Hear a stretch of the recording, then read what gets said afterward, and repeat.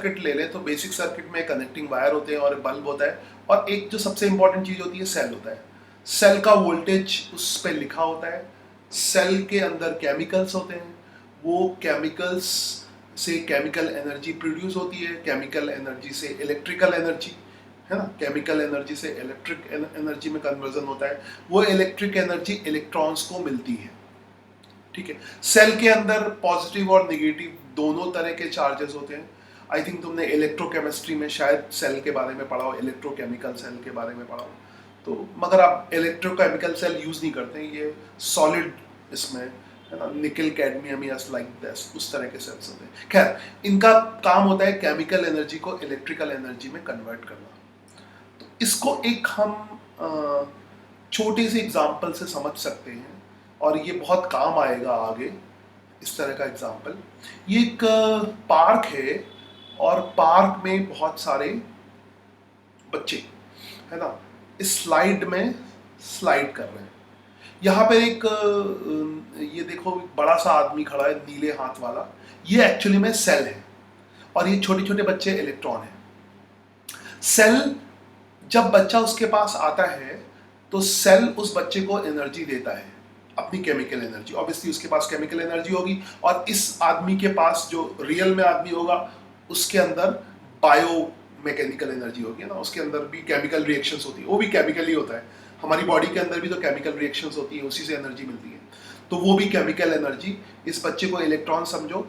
जब इलेक्ट्रॉन इसके पास आता है तो ये बड़ा सा आदमी, हैवी सा, जो दिखाया नहीं है, बहुत बड़ा सा आदमी, वो सेल है, वो बच्चे को एनर्जी देता है। बच्चा एनर्जी लेके ऊपर पहुंच जाता है, यानी उसका पोटेंशियल इंक्रीज कर जाता है। तो सेल का काम है इसका पोटेंशियल इंक्रीज करना, है ना। तो सेल इस बच्चे का पोटेंशियल इंक्रीज कर देता है। ठीक है, तो यहां पर बच्चा पहुंच जाता है, और फिर वो बच्चा अपनी एनर्जी को स्लाइड में रिलीज करता है। इसमें इसकी एनर्जी खर्च होती है। ठीक है, ऑब्वियसली इसको, बच्चे को कौन सी एनर्जी, इसका ग्रेविटेशन से समझना, इस बच्चे की ग्रेविटेशनल पोटेंशियल एनर्जी, क्योंकि मैंने स्टार्टिंग में तुम्हें समझाया था, जब पोटेंशियल बताया था, तो जब हम ऊपर की तरफ जाते हैं, क्योंकि यहाँ भी ग्रेविटेशनल फील्ड होता है, तो जब हम अर्थ की सरफेस के ऊपर जाते हैं तो ग्रेविटेशनल पोटेंशियल एनर्जी इंक्रीज करती है। तो इस बच्चे की ग्रेविटेशनल पोटेंशियल एनर्जी इंक्रीज कर रही है, यहाँ पर इंक्रीज कर रही है। फिर क्या होगा, इसकी ग्रेविटेशनल एनर्जी काइनेटिक एनर्जी में कन्वर्ट होगी। यहाँ से जब स्लाइड से फिसलेगा, कुछ तो फ्रिक्शन में लॉस हो जाएगी, और कुछ इसकी काइनेटिक एनर्जी में कन्वर्ट होगी। फिर वापस ये इस बड़े से आदमी के पास आएगा, ये बड़ा सा आदमी फिर से उसको एनर्जी देगा, फिर उसकी ग्रेविटेशनल पोटेंशियल इंक्रीज करेगा, और फिर वापस वो लूज करेगा। कुछ हद तक ऐसा ही होता है सेल में, ऐसा ही होता है सर्किट में। ठीक है, ये सर्किट है, और एनर्जी, सपोज करो कि यहाँ पर ये इलेक्ट्रॉन है। अच्छा, कभी कभी हम लोग इलेक्ट्रॉन के फ्लो की जगह पॉजिटिव चार्ज का फ्लो ले लेते हैं समझने के लिए, क्योंकि करंट जो है वो पॉजिटिव चार्ज के फ्लो के डायरेक्शन में होती है। तो इलेक्ट्रॉन के फ्लो के अपोजिट पॉजिटिव चार्ज का फ्लो ले लेते हैं। बात वही है कि इलेक्ट्रॉन अगर आगे की तरफ फ्लो करता है, तो अगर हमें इलेक्ट्रॉन का फ्लो कंसीडर नहीं करना है, तो उतना ही चार्ज ले लो इलेक्ट्रॉन के बराबर, और पीछे की तरफ फ्लो ले लो। ठीक है, तो वो भी वैसा ही डिस्कशन होगा। तो कभी कभी समझने के लिए ऐसा करते हैं। तो ये इलेक्ट्रॉन, ये छोटे छोटे पीले बच्चे हैं इलेक्ट्रॉन, ये अपनी एनर्जी रिलीज करेंगे। तो ये बच्चे तो अपनी एनर्जी काइनेटिक एनर्जी के फॉर्म में रिलीज करते हैं, और मगर ये इलेक्ट्रॉन्स, ये अपनी एनर्जी बल्ब में लाइट के फॉर्म में रिलीज करते हैं। मतलब इनको जो सेल से एनर्जी मिली है, इलेक्ट्रिकल एनर्जी मिली है, वो स्लाइड क्या हो गया, कलर भी वैसा ही लिया, देखना इस तरह का कलर, जैसा स्लाइड का कलर है वैसा बल्ब का कलर है। तो बहुत साइकोलॉजिकली डायग्राम है, साइकोलॉजिकल डायग्राम है। तो उस स्लाइड में, मतलब बल्ब एक तरह से इनकी एनर्जी रिलीज करने की डिवाइस है। जैसे यहाँ पर स्लाइड में पर जब ये फिसलेंगे तो एनर्जी रिलीज होगी, वैसे ही इलेक्ट्रॉन बल्ब से पास होंगे तो उनकी एनर्जी रिलीज होगी। तो वो एनर्जी लाइट के फॉर्म में रिलीज होती है, हीट के फॉर्म में रिलीज होती है। ठीक है, और ये सेल है, ये वो बड़ा सा आदमी है जो एनर्जी प्रोवाइड कर रहा है। तो सेल अपने केमिकल से एनर्जी प्रोवाइड कर रहा है। इलेक्ट्रॉन का फ्लो इधर होगा नेगेटिव चार्ज से लेकर, इस तरफ होगा, है ना, और पूरे सर्किट में इलेक्ट्रॉन का फ्लो या चार्ज का फ्लो कह सकते हो। ठीक है, तो ऑब्वियसली ये हाई पोटेंशियल पॉइंट है, हाई पोटेंशियल पॉइंट है। और अगर तुम्हें इसमें पॉजिटिव चार्ज का फ्लो करके देखना है तो ऐसे उल्टा लो, यानी हाई पोटेंशियल पॉइंट से ये प्लस का जो पॉइंट होता है वो हाई पोटेंशियल एनर्जी का पॉइंट होता है। तो पॉजिटिव चार्ज हाई पोटेंशियल से लो पोटेंशियल की तरफ आता है। एक्चुअली में इलेक्ट्रॉन का फिर उल्टा देखते हैं, इलेक्ट्रॉन लो पोटेंशियल से हाई पोटेंशियल की तरफ जाता है। तो अगर बच्चे से कंपेयर करना है तो इलेक्ट्रॉन के अपोजिट एक पार्टिकल ले लो पॉजिटिव चार्ज का, क्योंकि पॉजिटिव चार्ज हमेशा हाई पोटेंशियल से लो पोटेंशियल की तरफ जाता है, नेगेटिव उल्टा जाता है लो से हाई की तरफ। तो ये थोड़ा सा हल्का सा तो अच्छा रहता है कि पॉजिटिव चार्ज का फ्लो ले लें। हमें पता है कि इलेक्ट्रॉन फ्लो करते हैं, पॉजिटिव आयन तो फ्लो नहीं कर सकते, मगर समझने के लिए, इजीली समझने के लिए हम पॉजिटिव चार्ज का फ्लो कंसीडर कर सकते हैं।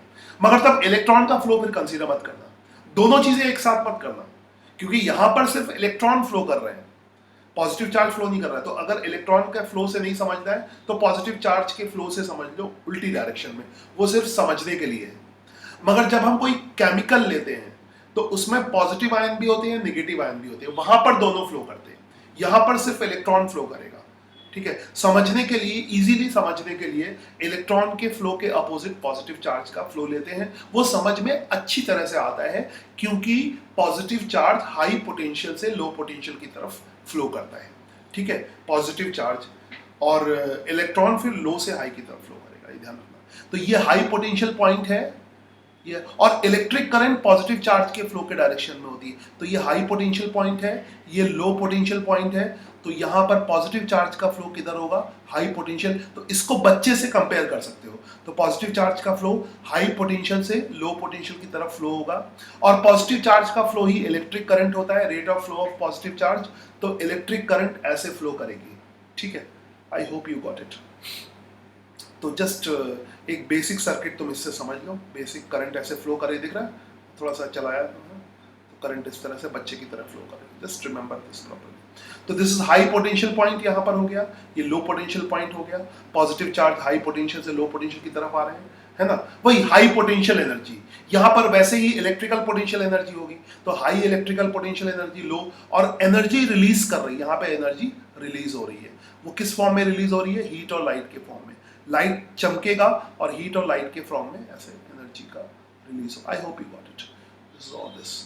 तो यहां से जस्ट कंपेयर करो, this is high potential point and this is low potential point, this compare. ठीक है, तो बेसिकली वोल्टेज क्या होता है, वोल्टेज नॉर्मली हम पोटेंशियल डिफरेंस को कहते हैं, है ना। इस पॉइंट और इस पॉइंट के बीच में जो पोटेंशियल डिफरेंस होगा वो बैटरी के बराबर होगा, है ना।